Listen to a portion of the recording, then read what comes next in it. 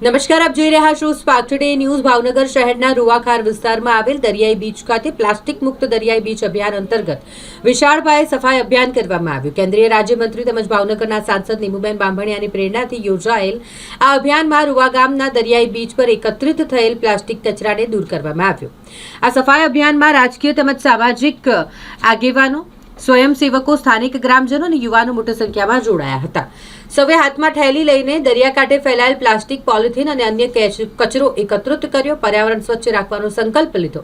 આ અભિયાન દ્વારા સ્વચ્છતા સાથે પર્યાવરણ પ્રત્યે જાગૃતિ ફેલાવવાનો મહત્વપૂર્ણ સંદેશ આપવામાં આવ્યો। આદરણીય વડાપ્રધાન શ્રી નરેન્દ્રભાઈ મોદી સાહેબના દૂરદર્શી વિઝનને અને મજબૂત નેતૃત્વ હેઠળ આજે ભાવનગર બોટાદ જિલ્લાના ક્ષેત્રમાં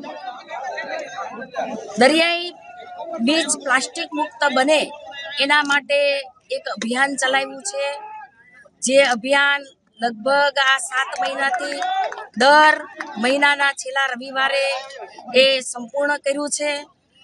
દરિયાઈ બીચ આપણા પ્લાસ્ટિક મુક્ત રહે, પર્યાવરણનું સંરક્ષણ થાય અને દરિયાઈ જીવનું સંરક્ષણ થાય તે હેતુથી આદરણીય પ્રધાનમંત્રી શ્રી નરેન્દ્રભાઈ મોદી સાહેબે આહવાન કરેલું અને એ આહવાનને લઈને આજે અમે આ રૂવાના જે દરિયાઈ બીચ છે ત્યાં અમે લોકો સૌ આ સફાઈ કરવા માટે આવ્યા છીએ। આ રૂવાના દરિયાઈ બીચમાં અનેક ક્રિકેટ ટીમો જે ક્રિકેટ રમી રહી છે।